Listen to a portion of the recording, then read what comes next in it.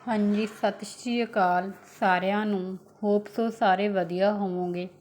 ਅੱਜ ਆਪਾਂ ਪਾਠ ਪੁਸਤਕ ਅਧਿਐਨ ਸ਼ੁਰੂ ਕਰਦੇ ਹਾਂ। 6th ਕਲਾਸ ਤੋਂ ਸ਼ੁਰੂ ਕਰਦੇ ਹਾਂ। ਹਿਸਟਰੀ ਅਤੇ ਪੋਲੀਟੀਕਲ ਸਾਇੰਸ ਜੋ ਵੀ 6th ਕਲਾਸ ਤੋਂ ਲੈ ਕੇ +2 ਤੱਕ ਦੀਆਂ ਨੇ ਸਾਰੀਆਂ ਆਪਾਂ ਪਾਠ ਪੁਸਤਕ ਅਧਿਐਨ ਕਰਾਂਗੇ। ਆਪਣੀ ਮਾਸਟਰ ਕੈਡਰ ਦੀ ਤਿਆਰੀ ਵਧੀਆ ਤਰੀਕੇ ਨਾਲ ਹੋਵੇਗੀ। ਜਿਹੜੇ ਕਿ ਆਪਾਂ ਰੀਡ ਕਰਾਂਗੇ ਪਾਠ ਨੂੰ, ਜਿਹੜੇ ਆਪਾਂ ਨੂੰ ਵਿੱਚੋਂ ਲਾਈਨਸ ਜਾਂ ਪ੍ਰਸ਼ਨ ਉੱਤਰ ਇੰਪੋਰਟੈਂਟ ਲੱਗੇ ਆਪਾਂ ਉਹਨਾਂ ਨੂੰ ਦੱਸਾਂਗੇ।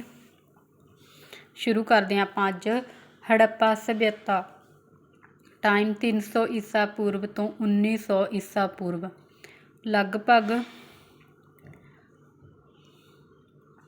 ਲਗਭਗ 7000 ਸਾਲ ਪਹਿਲਾਂ ਭਾਰਤੀ ਉਪ ਮਹਾਂਦੀਪ ਦੇ ਉੱਤਰੀ ਪੱਛਮੀ ਭਾਗ ਵਿੱਚ ਇੱਕ ਮਹਾਨ ਸ਼ਹਿਰੀ ਨਾਗਰਿਕ ਸਭਿਅਤਾ ਦਾ ਜਨਮ ਹੋਇਆ। ਇਸ ਵਿੱਚ ਲਗਭਗ ਸਿੰਧ ਨਦੀ ਤੋਂ ਲੈ ਕੇ ਪ੍ਰਾਚੀਨ ਸਰਸਵਤੀ, ਆਧੁਨਿਕ ਘੱਗਰ ਨਦੀ ਤੱਕ ਵਰਤਮਾਨ ਪਾਕਿਸਤਾਨ, ਪੰਜਾਬ, ਹਰਿਆਣਾ, ਰਾਜਸਥਾਨ, ਗੁਜਰਾਤ, ਪੱਛਮੀ ਉੱਤਰੀ ਪ੍ਰਦੇਸ਼ ਦੇ ਕੁਝ ਹਿੱਸੇ ਅਤੇ ਦੱਖਣੀ ਅਫਗਾਨਿਸਤਾਨ ਸ਼ਾਮਲ ਹਨ। ਖੇਤਰਫਲ ਪੱਖੋਂ ਇਹ ਸਭਿਅਤਾ ਸਾਰੀਆਂ ਪ੍ਰਾਚੀਨ ਸਭਿਅਤਾਵਾਂ ਨਾਲੋਂ ਵਿਸ਼ਾਲ ਸੀ। ਇਹ ਮਿਸਰ ਦੀ ਸਭਿਅਤਾ ਨਾਲੋਂ ਲਗਭਗ 20 ਗੁਣਾ ਵੱਡੀ ਸੀ। ਹੁਣ ਆਪਾਂ ਇਸ ਪੈਰੇ ਦੇ ਵਿੱਚ ਇੰਪੋਰਟੈਂਟ ਕੁਐਸਚਨ ਦੇਖ ਲੈਂਦੇ ਹਾਂ। ਮਤਲਬ ਕਿ ਇੱਕ ਤਾਂ ਹੜੱਪਾ ਸਭਿਅਤਾ ਕਿੰਨੇ ਸਾਲ ਪੁਰਾਣੀ ਸੀ? 7000 ਸਾਲ ਪਹਿਲਾਂ ਪੁਰਾਣੀ ਹੈ। ਅਤੇ ਕਿਹੜੇ ਭਾਰਤੀ ਉਪ ਮਹਾਂਦੀਪ ਦੇ ਕਿਹੜੇ ਭਾਗ ਵਿੱਚ ਜਿਹੜੀ ਹੜੱਪਾ ਸਭਿਅਤਾ ਪਾਈ ਜਾਂਦੀ ਆ? ਉੱਤਰੀ ਪੱਛਮੀ ਭਾਗ ਦੇ ਵਿੱਚ। ਹੜੱਪਾ ਸਭਿਅਤਾ ਕਿਹੜੀ ਸਭਿਅਤਾ? ਇੱਕ ਸ਼ਹਿਰੀ ਸਭਿਅਤਾ ਹੜੱਪਾ ਸਭਿਅਤਾ। ਅਤੇ ਇਹਦਾ ਖੇਤਰਫਲ ਜਿਹੜਾ ਕਿੱਥੋਂ ਤੋਂ ਕਿੱਥੋਂ ਤੱਕ ਫੈਲੀ ਹੋਈ ਸੀ? ਸਿੰਧ ਨਦੀ ਤੋਂ ਲੈ ਕੇ ਪ੍ਰਾਚੀਨ ਸਰਸਵਤੀ ਨਦੀ ਤੱਕ, ਜਿਹੜੀ ਵਰਤਮਾਨ ਵਿੱਚ ਕਿਹੜੇ ਕਿਹੜੇ ਇਲਾਕਿਆਂ ਦੇ ਨੇ? ਪਾਕਿਸਤਾਨ, ਪੰਜਾਬ, ਹਰਿਆਣਾ, ਰਾਜਸਥਾਨ, ਗੁਜਰਾਤ, ਪੱਛਮ ਉੱਤਰੀ ਪ੍ਰਦੇਸ਼ ਦੇ ਕੁਝ ਹਿੱਸੇ ਅਤੇ ਦੱਖਣੀ ਅਫਗਾਨਿਸਤਾਨ ਸ਼ਾਮਲ ਸਨ।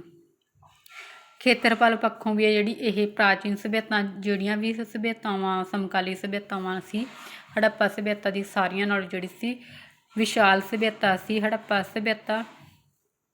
ਮਿਸਰ ਦੀ ਸਭਿਅਤਾ ਨਾਲੋਂ ਲਗਭਗ 20 ਗੁਣਾ ਵੱਡੀ ਸੀ। ਪ੍ਰਸ਼ਨ ਬਣ ਕੇ ਆ ਸਕਦਾ ਹੈ ਕਿ ਹੜੱਪਾ ਸਭਿਅਤਾ ਮਿਸਰ ਦੀ ਸਭਿਅਤਾ ਨਾਲੋਂ ਕਿੰਨੇ ਗੁਣਾ ਵੱਡੀ ਹੈ? ਉੱਤਰ ਆਊਗਾ ਆਪਣਾ 20 ਗੁਣਾ ਵੱਡੀ ਹੈ।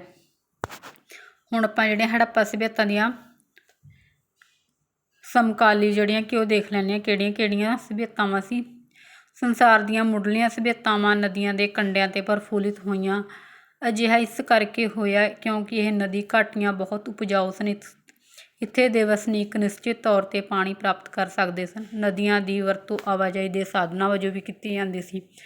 ਮਨੁੱਖ ਆਜ਼ਾਦੀ ਨਾਲ ਘੁੰਮ ਫਿਰ ਸਕਦੇ ਸਨ ਅਤੇ ਆਪਣੀਆਂ ਵਸਤਾਂ ਵੀ ਇੱਕ ਸਥਾਨ ਤੋਂ ਦੂਜੇ ਸਥਾਨ 'ਤੇ ਲਿਜਾ ਸਕਦੇ ਸਨ। ਮੁੱਢਲੀਆਂ ਸਭਿਅਤਾਵਾਂ ਦੇ ਮੁੱਖ 4 ਕੇਂਦਰ ਸਨ। ਸਮਕਾਲੀ ਸਭਿਅਤਾਵਾਂ ਦੇ ਨਾਮ ਕਿਹੜੇ ਕਿਹੜੇ ਨੇ? 4 ਸਭਿਅਤਾਵਾਂ ਦੱਸੀਆਂ ਗਈਆਂ ਨੇ। ਨੀਲ ਨਦੀ ਦੀ ਘਾਟੀ, ਦਜਲਾ ਅਤੇ ਫਰਾਤ ਨਦੀਆਂ ਦੀ ਘਾਟੀ, ਜਿਸ ਨੂੰ ਮੈਸੋਪੋਟਾਮੀਆ ਦੀ ਸਭਿਅਤਾ ਕਿਹਾ ਜਾਂਦਾ ਹੈ। ਸਿੰਧ ਨਦੀ ਦੀ ਘਾਟੀ, ਸਿੰਧ ਘਾਟੀ, ਹਵਾਂਗ ਹੋ ਅਤੇ ਜੰਗਸੀ ਕਿਆਂਗ ਨਦੀ ਦੀ ਘਾਟੀ।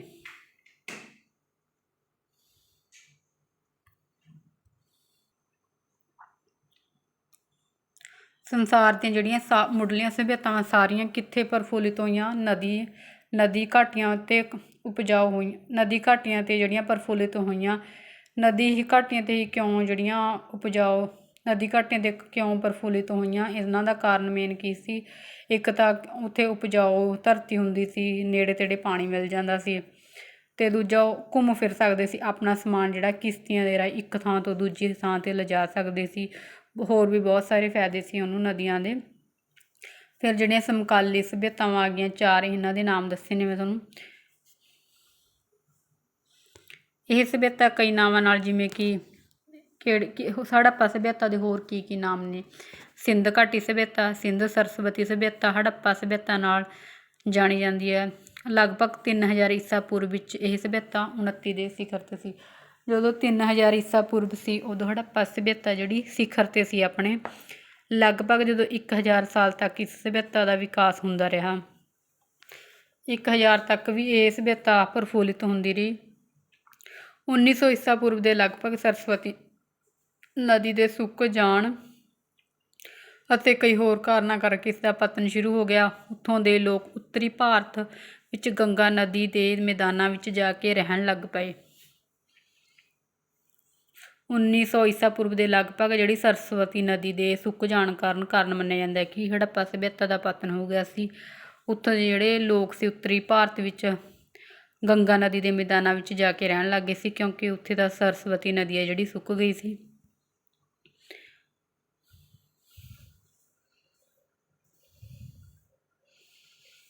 ਉੱਨੀ ਸੌ 21 ਤੋਂ 1922 ਈਸਵੀ ਵਿੱਚ ਪਾਕਿਸਤਾਨ ਵਿੱਚ ਪੰਜਾਬ ਦੇ ਮਿੰਟਗੁਮਰੀ ਜ਼ਿਲ੍ਹੇ ਦੇ ਹੜੱਪਾ ਨਾਂ ਦੇ ਸਥਾਨ 'ਤੇ, ਸਿੰਧ ਵਿੱਚ ਲੜਕਾਣਾ ਜ਼ਿਲ੍ਹੇ ਦੇ ਮੋਹਿੰਜੋਦੜੋ ਨਾਂ ਦੇ ਸਥਾਨ 'ਤੇ ਖੋਜ ਕਰਨ ਨਾਲ ਇਸ ਸਭਿਅਤਾ ਦੀ ਜਾਣਕਾਰੀ ਮਿਲੀ। ਦੋ ਜਿਹੜੇ ਕਿ ਸਥਾਨ ਖੋਜੇ ਗਏ ਸੀ, ਇੱਕ ਹੜੱਪਾ ਅਤੇ ਦੂਜਾ ਮੋਹਿੰਜੋਦੜੋ।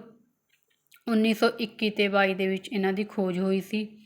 ਬਾਅਦ ਵਿੱਚ ਬਹੁਤ ਸਾਰੇ ਸਥਾਨ ਤੋਂ, ਜਿਵੇਂ ਕਿ ਸਿੰਧ ਵਿੱਚੋਂ ਚਨਹੁੰਦੜੋ, ਰਾਜਸਥਾਨ ਵਿੱਚ ਕਾਲੀਬੰਗਾ, ਹਰਿਆਣੇ ਵਿੱਚ ਮਿਥਾਵਲ, ਬਨਾਵਲੀ, ਕੁਨਾਲ ਅਤੇ ਰਾਖੀਗੜ੍ਹੀ, ਗੁਜਰਾਤ ਵਿੱਚ ਲੋਥਲ, ਰੰਗਪੁਰ, ਢੋਲਾਵੀਰਾ ਵਿੱਚ ਇਸ ਸਭਿਅਤਾ ਦੇ ਵਿਸ਼ੇਸ਼ ਮਿਲੇ ਹਨ। ਹੋਰ ਵੀ ਦੱਸੇ ਗਏ ਨੇ ਕਿ ਹੜੱਪਾ ਸਭਿਅਤਾ ਦੇ ਹੋਰ ਕਿੱਥੋਂ ਕਿੱਥੋਂ ਵਿਸ਼ੇਸ਼ ਮਿਲੇ ਨੇ। ਸਵਾਲ ਬਣ ਕੇ ਆ ਸਕਦਾ ਹੈ ਕਿ ਰਾਜਸਥਾਨ ਵਿੱਚ ਕਿਹੜਾ ਸਥਾਨ ਮਿਲਿਆ, ਹਰਿਆਣੇ ਵਿੱਚ ਕਿਹੜਾ ਸਥਾਨ ਮਿਲਿਆ। ਅੱਗੇ ਪੰਜਾਬ ਵਿੱਚ ਹੜੱਪਾ ਸਭਿਅਤਾ। ਪੁਰਾਤੱਤਵ ਮਾਹਿਰਾਂ ਨੇ ਪੰਜਾਬ ਵਿੱਚ ਖੁਦਾਈਆਂ ਕਰਕੇ ਕਈ ਅਜਿਹੇ ਸਥਾਨ ਖੋਜੇ ਹਨ ਜਿਨ੍ਹਾਂ ਦਾ ਸਬੰਧ ਹੜੱਪਾ ਸਭਿਅਤਾ ਨਾਲ ਹੈ। ਉਹਨਾਂ ਸਥਾਨਾਂ ਦੀ ਸੰਖੇਪ ਜਾਣਕਾਰੀ ਹੇਠ ਲਿਖੇ ਅਨੁਸਾਰ ਹੈ। ਸੰਗੋਲ, ਇਹਨਾਂ ਦੇ ਖੁਦਾਈ ਦਾ ਨਾਮ ਆ ਸਕਦਾ ਹੈ, ਜਿਵੇਂ ਕਿ ਕਿਸ ਨੇ ਖੋਜ ਕੀਤੀ, ਉਸ ਸਥਾਨ ਤੋਂ ਕੀ ਮਿਲਿਆ। ਜਿਵੇਂ ਕਿ ਸੰਗੋਲ ਲੁਧਿਆਣੇ ਜ਼ਿਲ੍ਹੇ ਵਿੱਚ ਸਥਿਤ ਹੈ। ਇਸ ਕਸਬੇ ਦੀ ਖੁਦਾਈ ਕਦੋਂ ਹੋਈ? 1968 ਈਸਵੀ ਵਿੱਚ MS ਤਲਵਾੜ ਅਤੇ RS ਬਿਸਤ ਦੁਆਰਾ ਕਰਵਾਈ ਗਈ ਸੀ। ਅਸੀਂ ਇੱਥੋਂ ਹੜੱਪਾ ਸਭਿਅਤਾ ਦੇ ਬਹੁਤ ਸਾਰੇ ਬਰਤਨ, ਮੂਰਤੀਆਂ ਪ੍ਰਾਪਤ ਕੀਤੀਆਂ। ਇਸ ਸ਼ਹਿਰ ਵਿੱਚ ਇੱਕ ਵੱਡੀ ਖਾਈ ਹੁੰਦੀ ਸੀ ਜੋ ਹਮੇਸ਼ਾ ਪਾਣੀ ਨਾਲ ਭਰੀ ਰਹਿੰਦੀ ਸੀ। ਜਿਵੇਂ ਕਿ ਸਵਾਲ ਬਣ ਕੇ ਆ ਸਕਦਾ ਹੈ ਕਿ ਸਭ ਤੋਂ ਵੱਡੀ ਖਾਈ ਸੀ ਜਿਹੜੀ ਕਿੱਥੇ ਪਾਈ ਗਈ ਹੈ, ਤਾਂ ਆਨਸਰ ਆਊ ਆਪਣਾ ਸੰਗੋਲ। ਇਹ ਖਾਈ ਸ਼ਹਿਰ ਨੂੰ ਦੁਸ਼ਮਣਾਂ ਤੋਂ ਬਚਾਉਣ ਲਈ ਬਣਾਈ ਗਈ ਸੀ। ਜਿਹੜੀ ਸਭ ਤੋਂ ਵੱਡੀ ਖਾਈ ਸੀ ਸੰਗੋਲ ਦੇ ਵਿੱਚ, ਉਹ ਕਿਸ ਕਾਰਨ ਬਣਾਈ ਗਈ ਸੀ? ਸ਼ਹਿਰ ਵਿੱਚ ਦੁਸ਼ਮਣਾਂ ਤੋਂ ਜਿਹੜਾ ਬਚਾਉਣ ਲਈ ਬਣਾਈ ਗਈ ਸੀ। ਰੋਹਿੜਾ ਸੰਗਰੂਰ ਜ਼ਿਲ੍ਹੇ ਵਿੱਚ ਸਥਿਤ ਹੈ। ਇਸ ਦੀ ਖੁਦਾਈ 1976-77 ਈਸਵੀ ਵਿੱਚ ਕੀਤੀ ਗਈ ਸੀ। ਇੱਥੋਂ ਬਰਤਨ, ਇੱਟਾਂ, ਮਿੱਟੀ ਦੇ ਖਿਡੌਣੇ ਪ੍ਰਾਪਤ ਕੀਤੇ ਗਏ ਸਨ। ਰੋਹਿੜਾ ਤੋਂ ਕੀ ਕੁਛ ਮਿਲੇ? ਸੰਗਰੂਰ ਜ਼ਿਲ੍ਹੇ ਵਿੱਚ ਆ ਖੁਦਾਈ 1976-77 ਵਿੱਚ ਹੋਈ। ਬਰਤਨ, ਇੱਟਾਂ, ਮਿੱਟੀ ਦੇ ਖਿਡੌਣੇ ਪ੍ਰਾਪਤ ਕੀਤੇ ਗਏ ਰੋਹਿੜਾ ਤੋਂ। ਸੁਨੇਤ ਲੁਧਿਆਣਾ ਜ਼ਿਲ੍ਹੇ ਵਿੱਚ ਸਥਿਤ ਹੈ। ਇੱਥੇ 1983-84 ਈਸਵੀ ਵਿੱਚ ਖੁਦਾਈ ਕੀਤੀ ਗਈ। ਇੱਥੋਂ ਪ੍ਰਾਪਤ ਹੋਈ ਚੀਜ਼ਾਂ ਦੇ ਅਵਸ਼ੇਸ਼ ਤੋਂ ਹੜੱਪਾ ਸਭਿਅਤਾ ਦੇ ਆਖਰੀ ਕਾਲ ਬਾਰੇ ਜਾਣਕਾਰੀ ਪ੍ਰਾਪਤ ਹੁੰਦੀ ਹੈ। ਕਿੱਥੋਂ ਜਿਹੜੀ ਹੜੱਪਾ ਸਭਿਅਤਾ ਦੇ ਆਖਰੀ ਕਾਲ ਬਾਰੇ ਜਾਣਕਾਰੀ ਮਿਲਦੀ ਹੈ? ਸੁਨੇਤ ਤੋਂ। ਕੋਟਲਾ ਨਿਹੰਗ ਖਾਂ, ਇਹ ਰੋਪੜ ਜ਼ਿਲ੍ਹੇ ਵਿੱਚ ਸਥਿਤ ਹੈ। ਇਸ ਦੀ ਖੁਦਾਈ 1953 ਈਸਵੀ ਵਿੱਚ YD ਸ਼ਰਮਾ ਦੁਆਰਾ ਕਰਵਾਈ ਗਈ। ਇੱਥੋਂ ਪ੍ਰਾਪਤ ਹੋਏ ਬਰਤਨ, ਔਜ਼ਾਰ, ਮੋਹਰਾਂ ਅਤੇ ਗਹਿਣੇ ਹੜੱਪਾ ਸੱਭਿਆਚਾਰ ਨਾਲ ਮਿਲਦੇ ਹਨ। ਕੋਟਲਾ ਨਿਹੰਗ ਖਾਂ ਕਿੱਥੇ ਆ? ਰੋਪੜ ਜ਼ਿਲ੍ਹੇ ਵਿੱਚ। ਖੁਦਾਈ 1953 ਵਿੱਚ ਹੋਈ। ਕਿਸ ਨੇ ਕੀਤੀ? YD ਸ਼ਰਮਾ ਨੇ। ਇੱਥੋਂ ਕੀ ਕੁਛ ਪ੍ਰਾਪਤ ਹੋਇਆ? ਬਰਤਨ, ਔਜ਼ਾਰ, ਮੋਹਰਾਂ, ਗਹਿਣੇ ਹੜੱਪਾ ਸੱਭਿਆਚਾਰ ਨਾਲ ਮਿਲਦੇ ਹਨ। ਬਨਾਵਲੀ ਕਿੱਥੇ ਹੈ? ਹਰਿਆਣਾ ਵਿੱਚ ਸਥਿਤ ਹੈ। ਇਸ ਦੀ ਖੁਦਾਈ 1973 ਵਿੱਚ ਕੀਤੀ ਗਈ। ਕਿਸ ਨੇ ਕੀਤੀ? RS ਬਿਸਤ ਦੁਆਰਾ ਕੀਤੀ ਗਈ ਬਨਾਵਲੀ ਦੀ ਖੋਜ। ਇੱਥੇ ਮਿਲੇ ਔਜ਼ਾਰ, ਮੋਹਰਾਂ, ਗਹਿਣੇ, ਮੂਰਤੀਆਂ ਹੜੱਪਾ ਸਭਿਅਤਾ ਨਾਲ ਮਿਲਦੀਆਂ ਜੁਲਦੀਆਂ ਹਨ। ਹਰਿਆਣਾ ਪ੍ਰਾਂਤ ਦੇ ਰਾਖੀਗੜ੍ਹੀ, ਮਿਥਾਵਲ ਅਤੇ ਕੁਨਾਲ ਆਦਿ ਵਿਖੇ ਖੁਦਾਈਆਂ ਤੋਂ ਪ੍ਰਾਪਤ ਹੋਈਆਂ ਵਸਤਾਂ ਅਤੇ ਬਰਤਨਾਂ ਸਥਾਨ ਦੀ ਮਹੱਤਤਾ ਬਾਰੇ ਜਾਣਕਾਰੀ ਮਿਲਦੀ ਹੈ। ਹਰਿਆਣਾ ਵਿੱਚ ਤੇ ਕਿਹੜੇ ਜਿਹੜੇ ਸਥਾਨ ਖੋਜੇ ਗਏ? ਰਾਖੀਗੜ੍ਹੀ, ਮਿਥਾਥਲ ਤੇ ਕੁਨਾਲ। ਨਗਰ ਯੋਜਨਾ। ਹੜੱਪਾ ਸਭਿਅਤਾ ਦੀ ਨਗਰ ਯੋਜਨਾ ਬਾਰੇ ਪੜ੍ਹਦੇ ਹਾਂ ਵੀ ਕੀ ਕੁਛ ਦੱਸਿਆ ਗਿਆ ਸੀ। ਆਧੁਨਿਕ ਮਹਾਨਗਰਾਂ ਦੀ ਤਰ੍ਹਾਂ ਯੋਜਨਾਬੱਧ ਨਗਰ ਇਸ ਸਭਿਅਤਾ ਦੀ ਵਿਸ਼ੇਸ਼ਤਾ ਸਨ। ਜਿਵੇਂ ਕਿ ਅੱਜ ਦੀ ਤਰ੍ਹਾਂ ਪ੍ਰੋਪਰ ਗਲੀਆਂ ਬਣੀਆਂ ਹੋਈਆਂ ਨੇ, ਨਾਲੀਆਂ ਬਣੀਆਂ ਹੋਈਆਂ ਨੇ, ਨਿਕਾਸੀ ਦਾ ਪ੍ਰਬੰਧ ਹੋ ਗਿਆ, ਉਸੇ ਤਰ੍ਹਾਂ ਹੀ ਨਗਰ ਯੋਜਨਾ ਸੀ ਹੜੱਪਾ ਸਭਿਅਤਾ ਦੀ। ਆਮ ਤੌਰ 'ਤੇ ਨਗਰ ਦੋ ਭਾਗਾਂ ਵਿੱਚ ਵੰਡੇ ਹੋਏ ਸੀ। ਕਿਲ੍ਹੇਬੰਦੀ ਵਾਲੇ ਇੱਕ ਉੱਪਰਲਾ ਭਾਗ ਹੁੰਦਾ ਸੀ ਅਤੇ ਇੱਕ ਹੇਠਲਾ ਭਾਗ ਹੁੰਦਾ ਸੀ। ਉੱਪਰਲੇ ਭਾਗ ਵਿੱਚ ਜਿਹੜੇ ਕਿ ਸਾਰਵਜਨਕ ਭਵਨ ਸ਼ਾਸਕਾਂ ਦੇ ਘਰ ਹੁੰਦੇ ਸੀ ਮਤਲਬ ਕਿ ਅਮੀਰ ਵਰਗ ਰਹਿੰਦਾ ਸੀ। ਹੇਠਲੇ ਭਾਗ ਵਿੱਚ ਆਮ ਲੋਕ ਰਹਿੰਦੇ ਸਨ। ਸ਼ਹਿਰਾਂ ਵਿੱਚ ਸੜਕਾਂ ਚੌੜੀਆਂ ਅਤੇ ਸਿੱਧੀਆਂ ਹੁੰਦੀਆਂ ਸਨ ਜੋ ਇੱਕ ਦੂਜੀ ਨੂੰ ਸਮਕੋਣ 'ਤੇ ਕੱਟਦੀਆਂ ਸਨ। ਜਿਹੜੀਆਂ ਕਿ ਸੜਕਾਂ ਕਿਵੇਂ ਕੱਟਦੀਆਂ ਸੀ, ਸਮਕੋਣ 'ਤੇ। ਮੁੱਖ ਰਸਤਿਆਂ 'ਤੇ ਘਰਾਂ ਦੇ ਦਰਵਾਜ਼ੇ ਨਹੀਂ ਖੁੱਲ੍ਹਦੇ ਸਨ। ਇਸ ਸਭਿਅਤਾ ਵਿੱਚ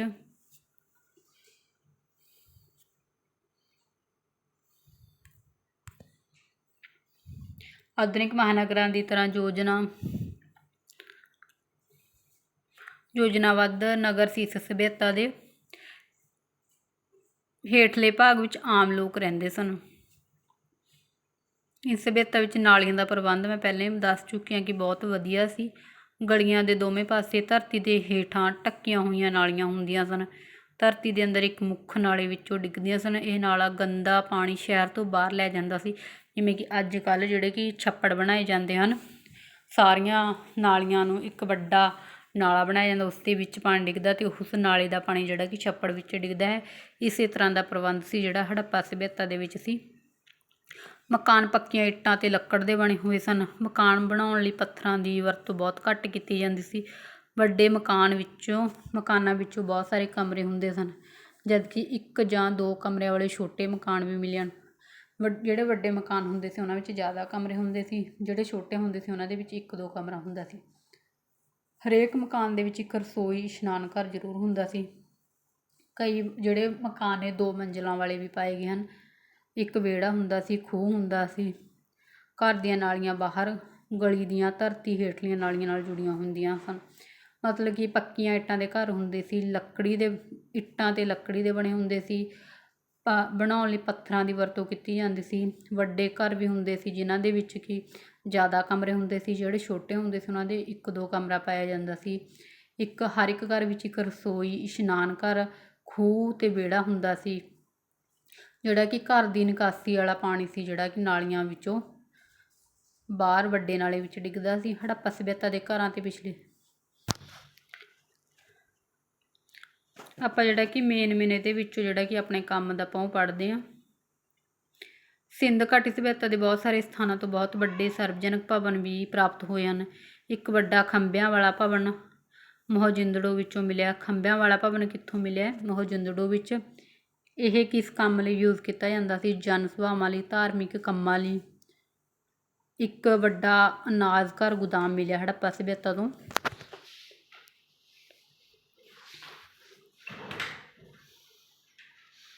ਗੁਜਰਾਤ ਵਿੱਚ ਲੋਥਲ ਇੱਕ ਬੰਦਰਗਾਹ ਸੀ। ਗੁਜਰਾਤ ਵਿੱਚੋਂ ਜਿਹੜੀ ਲੋਥਲ ਇੱਕ ਸਥਾਨ ਸੀ, ਬੰਦਰਗਾਹ ਸੀ। ਇਸ ਵਿੱਚ ਇੱਕ ਵੱਡਾ ਅਤੇ ਯੋਜਨਾਬੱਧ ਬੰਦਰਗਾਹ ਅਤੇ ਜਹਾਜ਼ ਖੜ੍ਹੇ ਕਰਨ ਦਾ ਵਿਹੜਾ ਸੀ। ਗੁਜਰਾਤ ਵਿੱਚ ਲੋਥਲ ਸਥਾਨ ਪਾਇਆ ਗਿਆ ਖੋਜ ਦੇ ਦੌਰਾਨ। ਉੱਥੇ ਇੱਕ ਬੰਦਰਗਾਹ ਸੀ, ਉਹਦੇ ਵਿੱਚ ਯੋਜਨਾਬੱਧ ਤਰੀਕੇ ਦੇ ਨਾਲ ਬੰਦਰਗਾਹ 'ਤੇ ਜਹਾਜ਼ ਖੜ੍ਹੇ ਕਰਨ ਦਾ ਵਿਹੜਾ ਸੀ। ਜਿਵੇਂ ਕਿ ਅੱਜ ਕੱਲ੍ਹ ਦੀ ਤਰ੍ਹਾਂ ਆਪਾਂ ਬੱਸ ਸਟੈਂਡ ਲਾ ਲਓ, ਬੱਸ ਸਟੈਂਡ ਦੇ ਵਿੱਚ ਬੱਸਾਂ ਖੜ੍ਹਨ ਦਾ ਤਰੀਕਾ, ਉਸੇ ਤਰ੍ਹਾਂ ਕਿ ਬੰਦਰਗਾਹ ਬਣਾਈ ਹੋਈ ਸੀ ਜਿੱਥੇ ਜਹਾਜ਼ ਖੜ੍ਹੇ ਕਰਨ ਦਾ ਵਿਹੜਾ ਸੀ। ਮੋਹਨਜੋਦੜੋ ਵਿੱਚ ਇੱਕ ਵੱਡਾ ਇਸ਼ਨਾਨ ਘਰ ਮਿਲਿਆ। ਪੱਕੀਆਂ ਇੱਟਾਂ ਨਾਲ ਬਣੇ ਹੋਏ ਇਸ ਪੌੜੀ ਵਾਲੇ ਤਲਾਅ ਦਾ ਘਰ 39 ਫੁੱਟ ਲੰਬਾ, 23 ਫੁੱਟ ਚੌੜਾ, 8 ਫੁੱਟ ਡੂੰਘਾ। ਇਸ ਦੀਆਂ ਇੱਟਾਂ ਦੀ ਇਸ ਪ੍ਰਕਾਰ ਲੱਗੀਆਂ ਹੋਈਆਂ ਹਨ ਕਿ ਪਾਣੀ ਦੀਵਾਰਾਂ ਅੰਦਰ ਨਹੀਂ ਜਾ ਸਕਦਾ। ਇਸ ਵਿੱਚ ਨੇੜੇ ਇੱਕ ਖੂਹ ਵਿੱਚੋਂ ਪਾਣੀ ਭਰਿਆ ਹੁੰਦਾ ਸੀ। ਗੰਦੇ ਪਾਣੀ ਦੇ ਨਿਕਾਸ ਲਈ ਇੱਕ ਨਾਲਾ ਬਣਿਆ ਹੋਇਆ ਸੀ। ਇਸ਼ਨਾਨ ਘਰ ਦੇ ਚਾਰੇ ਪਾਸੇ ਕਮਰੇ ਅਤੇ ਬਰਾਂਡੇ ਬਣੇ ਹੋਏ ਸਨ। ਦੱਸਿਆ ਗਿਆ ਕਿ ਮੋਹਨਜੋਦੜੋ ਦੇ ਵਿੱਚੋਂ ਕੀ ਕੁਛ ਮਿਲਿਆ ਗਿਆ ਕਿ ਇੱਕ ਖੰਭਿਆਂ ਵਾਲਾ ਭਵਨ ਮਿਲਿਆ ਅਤੇ ਜਨ ਸਭਾ ਜਿਹੜਾ ਕਿਸ ਕੰਮ ਲਈ? ਜਨ ਸਭਾਵਾਂ ਲਈ, ਧਾਰਮਿਕ ਕੰਮਾਂ ਲਈ ਵਰਤਿਆ ਜਾਂਦਾ ਸੀ। ਅਨਾਜ ਘਰ ਮਿਲਿਆ ਹੈ। ਇੱਕ ਗੁਜਰਾਤ ਵਿੱਚ ਲੋਥਲ ਵਿੱਚ ਇੱਕ ਬੰਦਰਗਾਹ ਸੀ ਜਿਸ ਦੇ ਵਿੱਚ ਕਿ ਯੋਜਨਾਬੱਧ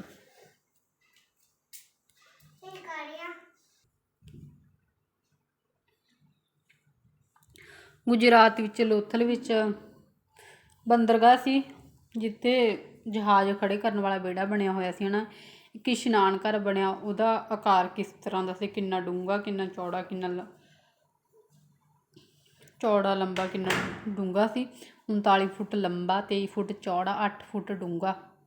ਇਹ ਯਾਦ ਕਰ ਲਿਓ ਚੰਗੀ ਤਰ੍ਹਾਂ। ਇਸ ਤਰ੍ਹਾਂ ਦਾ ਸਵਾਲ ਜਿਹੜਾ ਬਣਨ ਦੀ ਸੰਭਾਵਨਾ ਹੋ ਸਕਦੀ ਹੈ। ਇੱਟਾਂ ਇਸ ਪ੍ਰਕਾਰ ਦੀਆਂ ਲੱਗੀਆਂ ਸੀ ਜਿਹੜਾ ਇਸ਼ਨਾਨ ਘਰ ਦੇ ਵਿੱਚ ਦੀਵਾਰਾਂ ਅੰਦਰ ਪਾਣੀ ਨਹੀਂ ਜਾ ਸਕਦਾ ਸੀ। ਇੱਕ ਨੇੜੇ ਖੂਹ ਪਾਣੀ ਨਾਲ ਭਰਿਆ ਹੁੰਦਾ ਸੀ, ਗੰਦੇ ਪਾਣੀ ਨਿਕਾਸ ਲਈ ਇੱਕ ਨਾਲਾ ਬਣਿਆ ਸੀ। ਇਸ਼ਨਾਨ ਘਰ ਦੇ ਚਾਰੇ ਪਾਸੇ ਕਮਰੇ ਤੇ ਬਰਾਂਡੇ ਬਣੇ ਸੀ। ਤੁਸੀਂ ਦੇਖ ਸਕਦੇ ਹੋ ਪੁਸਤਕ ਦੇ ਵਿੱਚ ਇਸ਼ਨਾਨ ਘਰ ਕਿਵੇਂ ਦਾ ਬਣਿਆ ਹੋਇਆ। ਹੜੱਪਾ ਸਭਿਅਤਾ ਦੇ ਲੋਕਾਂ ਦਾ ਸਮਾਜਿਕ ਜੀਵਨ ਕਿਵੇਂ ਦਾ ਸੀ, ਇਸ ਤੋਂ ਸਵਾਲ ਤਾਂ ਬਹੁਤ ਘੱਟ ਬਣਦੇ ਨੇ। ਆਪਾਂ ਚੱਲ ਸਕੂਲੀ ਬੱਚਿਆਂ ਲਈ ਥੋੜ੍ਹਾ ਜਿਹਾ ਪੜ੍ਹ ਲੈਂਦੇ ਹਾਂ। ਹੜੱਪਾ ਸਭਿਅਤਾ ਇੱਕ ਸ਼ਹਿਰੀ ਨਾਗਰਿਕ ਸਭਿਅਤਾ ਹੋਣ ਕਰਕੇ ਇਸ ਦਾ ਸਮਾਜ ਬਹੁਤ ਵਿਕਸਿਤ ਸੀ। ਕਣਕ, ਜਵਾਰ, ਚਾਵਲ, ਦਾਲਾਂ, ਫਲ, ਸਬਜ਼ੀਆਂ ਅਤੇ ਦੁੱਧ ਆਦਿ ਲੋਕਾਂ ਦੇ ਭੋਜਨ ਦੇ ਮੁੱਖ ਪਦਾਰਥ ਸਨ। ਲੋਕਾਂ ਦੁਆਰਾ ਮਾਸਾਹਾਰੀ ਭੋਜਨ ਵੀ ਖਾਧਾ ਜਾਂਦਾ ਸੀ। ਮੱਛੀਆਂ ਫੜਨ ਵਾਲੇ ਕਾਂਟੇ ਮਿਲੇ ਸਨ। ਇਹਨਾਂ ਤੋਂ ਪਤਾ ਲੱਗਦਾ ਮੱਛੀ ਵੀ ਲੋਕਾਂ ਦੇ ਭੋਜਨ ਦਾ ਅੰਗ ਸੀ। ਲੋਕਾਂ ਦੁਆਰਾ ਸੂਤੀ ਅਤੇ ਉੱਨੀ ਦੋਵੇਂ ਤਰ੍ਹਾਂ ਦੇ ਕੱਪੜੇ ਪਾਏ ਜਾਂਦੇ ਸਨ। ਇਸਤਰੀਆਂ ਘੱਗਰਾ ਅਤੇ ਚੋਲੀ ਪਹਿਨਦੀਆਂ ਸਨ, ਜਦੋਂ ਕਿ ਮਰਦ ਧੋਤੀ ਅਤੇ ਉੱਪਰਲੇ ਭਾਗ ਵਿੱਚ ਇੱਕ ਸ਼ਾਲ ਲਪੇਟਦੇ ਸਨ। ਖੱਬੇ ਮੋਢੇ 'ਤੇ ਉੱਪਰ ਇੱਕ ਸੱਜੀ ਬਾਂਹ ਦੇ ਹੇਠਾਂ ਲਪੇਟਿਆ ਜਾਂਦਾ ਸੀ। ਮਰਦ ਅਤੇ ਇਸਤਰੀਆਂ ਦੋਵੇਂ ਗਹਿਣੇ ਅਤੇ ਫੈਸ਼ਨ ਦੇ ਸ਼ੌਕੀਨ ਸਨ। ਅਮੀਰ ਲੋਕ ਸੋਨਾ, ਚਾਂਦੀ ਅਤੇ ਕੀਮਤੀ ਪੱਥਰਾਂ ਦੇ ਗਹਿਣੇ, ਜਦਕਿ ਗਰੀਬ ਲੋਕ ਹੱਡੀਆਂ, ਪੱਕੀ ਹੋਈ ਮਿੱਟੀ, ਮਣਕਿਆਂ ਦੇ ਬਣੇ ਹੋਏ ਗਹਿਣੇ ਪਹਿਨਦੇ ਸਨ। ਇਸਤਰੀਆਂ ਚੂੜੀਆਂ, ਹਾਰ, ਬਾਲੀਆਂ ਆਦਿ ਪਹਿਨਦੇ ਸਨ। ਮਰਦ ਕੜੇ, ਕੈਂਠੇ ਅਤੇ ਵਾਲੀਆਂ ਪਹਿਨਦੇ ਸਨ। ਮਤਲਬ ਕਿ ਸਮਾਜਿਕ ਜੀਵਨ ਕਿਵੇਂ ਦਾ ਸੀ, ਇੱਕ ਤਾਂ ਸਮਾਜ ਬਹੁਤ ਵਿਕਸਿਤ ਸੀ, ਨਾਗਰਿਕ ਸ਼ਹਿਰੀ ਨਾਗਰਿਕ ਸਭਿਅਤਾ ਸੀ, ਜੋ ਕਿ ਅੱਜ ਕੱਲ੍ਹ ਆਪਾਂ ਆਮ ਖਾਂਦੇ ਹਾਂ। ਕਣਕ ਹੋ ਗਈ, ਜਵਾਰ, ਚਾਵਲ, ਇਸ ਤਰ੍ਹਾਂ ਦਾ ਕੁਛ ਖਾਂਦੇ ਸੀ। ਸ਼ਾਕਾਹਾਰੀ ਵੀ ਸੀ, ਮਾਸਾਹਾਰੀ ਵੀ ਸੀ। ਇਸਤਰੀ ਮਰਦ ਜਿਹੜੇ ਦੋਵੇਂ ਗਹਿਣੇ ਪਾਉਂਦੇ ਸੀ। ਅਮੀਰ ਲੋਕ ਸੋਨਾ ਚਾਂਦੀ ਦੇ ਪਾਉਂਦੇ ਸੀ, ਜਿਹੜੇ ਗਰੀਬ ਲੋਕ ਸੀ ਪੱਥਰਾਂ ਵਗੈਰਾ ਦੇ ਗਹਿਣੇ ਪਾਉਂਦੇ ਸੀ।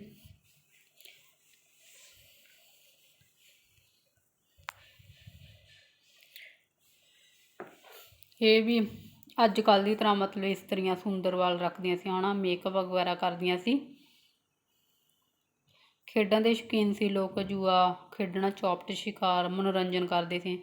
ਪੱਕੀ ਮਿੱਟੀ ਦੀ ਤਰ੍ਹਾਂ ਖਿਡੌਣੇ ਵੀ ਬਣਾਏ ਜਾਂਦੇ ਸੀ, ਮੂਰਤੀ, ਬੈਲ ਗੱਡੀਆਂ ਆਦਿ, ਜਿਵੇਂ ਕਿ ਅੱਜ ਕੱਲ੍ਹ ਦੀ ਤਰ੍ਹਾਂ ਬੁੱਤ ਬਣਾਏ ਜਾਂਦੇ ਹਨ।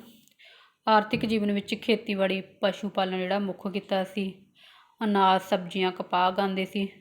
ਕਪਾਹ ਦੀ ਜਿਹੜੀ ਜਾਣਕਾਰੀ ਆ ਭਾਰਤੀਆਂ ਨੂੰ ਯੂਨਾਨੀਆਂ ਨੇ ਜਿਹੜੀ ਕਪਾਹ ਦੀ ਜਾਣਕਾਰੀ ਆ ਭਾਰਤੀਆਂ ਤੋਂ ਪ੍ਰਾਪਤ ਕੀਤੀ ਸੀ। ਐਵੇਂ ਦਾ ਸਵਾਲ ਆ ਸਕਦਾ ਹੈ ਕਿ ਯੂਨਾਨੀਆਂ ਨੇ ਕਪਾਹ ਦੀ ਜਾਣਕਾਰੀ ਕਿਹਨਾਂ ਤੋਂ ਪ੍ਰਾਪਤ ਕੀਤੀ? ਭਾਰਤੀਆਂ ਤੋਂ।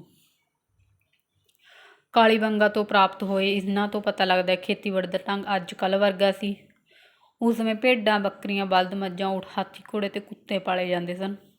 ਅੱਜ ਕੱਲ੍ਹ ਤਾਂ ਬਸ ਮੱਝਾਂ ਅਤੇ ਗਾਵਾਂ ਹੀ ਪਾਲੀਆਂ ਜਾਂਦੀਆਂ ਨੇ, ਜਾਂ ਵੱਧ ਤੋਂ ਵੱਧ ਕੁੱਤਾ ਰੱਖ ਲਿਆ ਜਾਂਦਾ ਹੈ ਸ਼ੌਂਕ ਲਈ।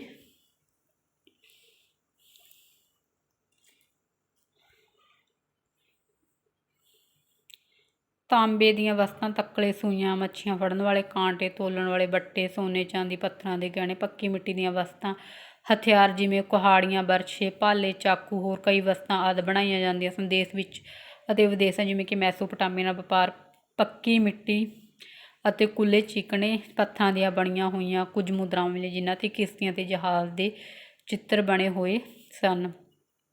ਹਾਂਜੀ, ਹੜੱਪਾ ਸਭਿਅਤਾ ਦਾ ਜਿਹੜਾ ਮੇਨ ਵਪਾਰ ਆ ਕਿਸ ਨਾਲ ਚੱਲਦਾ ਸੀ? ਮੈਸੋਪੋਟਾਮੀਆ ਸਭਿਅਤਾ ਨਾਲ ਚੱਲਦਾ ਸੀ। ਧਰਮ ਵਿੱਚ ਕੀ ਕੁਛ ਸੀ? ਪੱਕੀ ਮਿੱਟੀ ਦੀਆਂ ਮੂਰਤੀਆਂ ਮਿਲੀਆਂ ਹਨ। ਲੋਕ ਜ਼ਿਆਦਾਤਰ ਮਾਤਾ ਦੇਵੀ ਦੀ ਪੂਜਾ ਕਰਦੇ ਸਨ।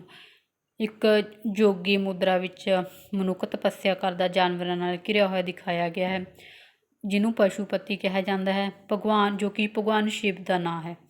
ਇੱਕ ਤਾਂ ਉਹ ਲੋਕ ਮਾਤਾ ਦੇਵੀ ਦੀ ਪੂਜਾ ਕਰਦੇ ਸਨ। ਦੂਜਾ ਇੱਕ ਜੋਗੀ ਹੈ ਜਿਹੜਾ ਮੁਦਰਾ ਵਿੱਚ ਇੱਕ ਮਨੁੱਖ ਦੇ ਤਪੱਸਿਆ ਕਰਦਾ ਜਾਨਵਰਾਂ ਨਾਲ ਘਿਰਿਆ ਦਿਖਾਇਆ ਗਿਆ ਹੈ, ਉਹਨੂੰ ਪਸ਼ੂਪਤੀ ਵੀ ਕਿਹਾ ਜਾਂਦਾ, ਜੋ ਭਗਵਾਨ ਸ਼ਿਵ ਦਾ ਨਾਂ ਹੈ।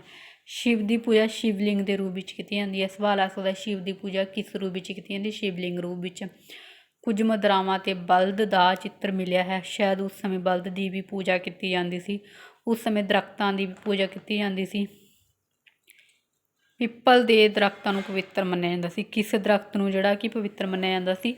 ਪਿੱਪਲ ਨੂੰ। ਅਤੇ ਬਲਦ ਦੀ ਵੀ ਜਿਹੜੀ ਆ ਪੂਜਾ ਕੀਤੀ ਜਾਂਦੀ ਸੀ। ਕਲਾ ਅਤੇ ਲਿਪੀ ਕਿਵੇਂ ਦੀ ਸੀ?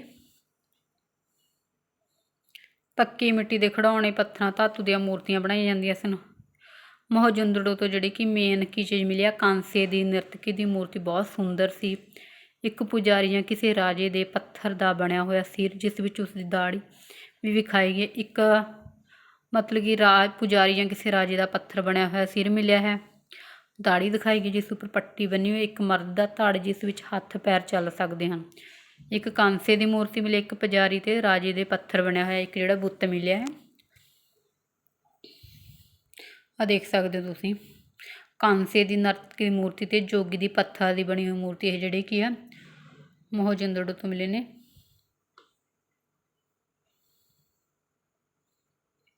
ਬਾਂਦਰ ਅਤੇ ਹੋਰ ਖਿਡੌਣੇ ਬਹੁਤ ਗਿਣਤੀ ਵਿੱਚ ਪ੍ਰਾਪਤ ਹੋਏ ਹਨ।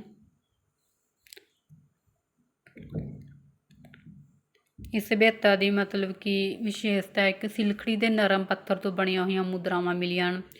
ਇਹਨਾਂ ਉੱਪਰ ਬਹੁਤ ਸਾਰੇ ਜਾਨਵਰਾਂ ਦੇ ਚਿੱਤਰ, ਜਿਵੇਂ ਕਿ ਮੁਦਰਾਵਾਂ ਕੁੱਬਾ, ਬਲਦ, ਹਾਥੀ, ਇੱਕ ਸਿੰਗ ਵਾਲਾ ਪਸ਼ੂ, ਸਾਂਢ ਆਦਿ ਬਣੇ ਹੋਏ ਹਨ। ਕੁਝ ਮੁਦਰਾਵਾਂ ਉੱਪਰ ਪਸ਼ੂਪਤੀ ਸ਼ਿਵ, ਹੋਰਨਾਂ ਉੱਪਰ ਪਿੱਪਲ ਦਾ ਦਰਖਤ ਵੀ ਦਿਖਾਇਆ ਗਿਆ। ਇਹਨਾਂ ਮੁਦਰਾਵਾਂ ਉੱਪਰ ਚਿੱਤਰ ਲਿਪੀ ਵਿੱਚ ਲੇਖ ਹੈ। ਇਹ ਲਿਪੀ ਹੁਣ ਤੱਕ ਪੜ੍ਹੀ ਨਹੀਂ ਜਾ ਸਕੀ, ਪਰੰਤੂ ਇਸ ਤੋਂ ਲੱਗਦਾ ਹੈ ਕਿ ਹੜੱਪਾ ਦੇ ਲੋਕਾਂ ਨੂੰ ਲਿਖਣ ਦੀ ਕਲਾ ਦਾ ਗਿਆਨ ਸੀ। ਜਿਹੜੀ ਕਿ ਹੜੱਪਾ ਸਭਿਅਤਾ ਦੇ ਲੋਕਾਂ ਦੀ ਜਿਹੜੀ ਲਿਪੀ ਸੀ ਹੁਣ ਪੜ੍ਹੀ ਨਹੀਂ ਗਈ, ਪਰ ਕਿਹਾ ਜਾਂਦਾ ਹੈ ਕਿ ਇਹਨਾਂ ਨੂੰ ਲਿਖਣ ਦਾ ਗਿਆਨ ਹੈ ਜਿਹੜਾ ਹੈਗਾ ਸੀ। ਪਤਨ ਕਿਵੇਂ ਹੋਇਆ ਸਿੰਧੂ ਘਾਟੀ ਸਭਿਅਤਾ ਦਾ? ਕੋਈ ਕਹਿੰਦਾ ਵਿਦੇਸ਼ੀ ਹਮਲੇ ਹੋਏ ਸੀ ਅਤੇ ਕੋਈ ਸਬੂਤ ਨਹੀਂ ਮਿਲਿਆ ਹੈਗਾ ਪੱਕੇ ਤੌਰ 'ਤੇ। ਕੋਈ ਕਹਿੰਦਾ ਹੈ ਕਿ ਸਿੰਧ ਨਦੀ ਅਤੇ ਇਸ ਦੀਆਂ ਸਹਾਇਕ ਨਦੀਆਂ ਵਿੱਚ ਲਗਾਤਾਰ ਹੜ੍ਹ ਆ ਗਏ ਸੀ। ਕੋਈ ਸਰਸਵਤੀ ਨਦੀ ਦੇ ਸੁੱਕ ਜਾਣ ਦੀ ਗੱਲ ਕਰਦਾ ਹੈ। ਅਜਿਹਾ ਵੀ ਲੱਗਦਾ ਹੈ ਕਿ 1900 ਈਸਾ ਪੂਰਵ ਦੇ ਲਗਭਗ ਸਰਸਵਤੀ ਨਦੀ ਦੇ ਸੁੱਕ ਜਾਣ ਨਾਲ ਲੋਕਾਂ ਨੂੰ ਪੂਰਬ ਵੱਲ ਗੰਗਾ ਦੇ ਮੈਦਾਨਾਂ ਵਿੱਚ ਜਾਣਾ ਪਿਆ। 1500 ਈਸਾ ਪੂਰਵ ਦੇ ਲਗਭਗ ਇਸ ਸਭਿਅਤਾ ਦਾ ਜਿਹੜਾ ਪਤਨ ਪੂਰੀ ਤਰ੍ਹਾਂ ਹੋ ਚੁੱਕਿਆ ਸੀ। ਇਹ ਸੀ ਅੱਜ ਜੀ ਆਪਣਾ 6th ਕਲਾਸ ਦਾ ਹੜੱਪਾ ਸਭਿਅਤਾ ਦਾ ਪਾਠ। ਇਸ ਤਰ੍ਹਾਂ ਆਪਾਂ ਪਾਠ ਪੁਸਤਕ ਅਧਿਐਨ ਸ਼ੁਰੂ ਕੀਤਾ ਹੈ। ਹਿਸਟਰੀ ਅਤੇ ਪੋਲੀਟੀਕਲ ਸਾਇੰਸ ਕਰਾਂਗੇ ਆਪਾਂ ਪਾਠ ਪੁਸਤਕ ਅਧਿਐਨ ਦੇ ਵਿੱਚ। 6th ਕਲਾਸ ਤੋਂ ਸ਼ੁਰੂ ਕੀਤਾ, ਕਲਾਸ ਵਾਈਜ਼ ਆਪਾਂ ਕਰਦੇ ਜਾਵਾਂਗੇ। ਸਕੂਲੀ ਬੱਚਿਆਂ ਲਈ ਵੀ ਇਹ ਬਹੁਤ ਜ਼ਿਆਦਾ ਇੰਪੋਰਟੈਂਟ ਆ, ਕਿਉਂਕਿ ਪੂਰਾ ਪਾਠ ਹੈ ਜਿਹੜਾ ਰੀਡ ਕਰਕੇ ਦਿਖਾਇਆ ਗਿਆ ਹੈ ਅਤੇ ਜਿਹੜੀਆਂ ਮਹੱਤਵਪੂਰਨ ਗੱਲਾਂ ਨੇ ਉਹ ਦੱਸੀਆਂ ਗਈਆਂ ਨੇ। ਅਤੇ PTET ਅਤੇ ਮਾਸਟਰ ਕੈਡਰ ਲਈ ਤਾਂ ਬਹੁਤ ਹੀ ਜ਼ਿਆਦਾ ਇੰਪੋਰਟੈਂਟ ਹੈ। ਇਸ ਲਈ ਵੀਡੀਓ ਨੂੰ ਸ਼ੁਰੂ ਤੋਂ ਲੈ ਕੇ ਐਂਡ ਤੱਕ ਜ਼ਰੂਰ ਦੇਖਿਓ। ਕਿਵੇਂ ਦੀ ਲੱਗੀ ਵੀਡੀਓ, ਰੀਡਿੰਗ ਕਿਵੇਂ ਦੀ ਲੱਗੀ, ਕਮੈਂਟ ਕਰਕੇ ਜ਼ਰੂਰ ਦੱਸਿਓ। ਵਧੀਆ ਲੱਗੀ ਲਾਈਕ ਕਰ ਦਿਓ, ਸ਼ੇਅਰ ਕਰ ਦਿਓ, ਚੈਨਲ ਨੂੰ ਸਬਸਕ੍ਰਾਈਬ ਕਰ ਦਿਓ, ਬੈਲ ਆਈਕਨ ਦਾ ਬਟਨ ਜ਼ਰੂਰ ਦਬਾ ਲਿਆ ਕਰੋ ਤਾਂ ਕਿ ਆਉਣ ਵਾਲੀ ਵੀਡੀਓ ਦਾ ਨੋਟੀਫਿਕੇਸ਼ਨ ਹੈ ਜਿਹੜਾ ਤੁਹਾਨੂੰ ਸਮੇਂ 'ਤੇ ਮਿਲਦਾ ਰਹੇ। ਧੰਨਵਾਦ।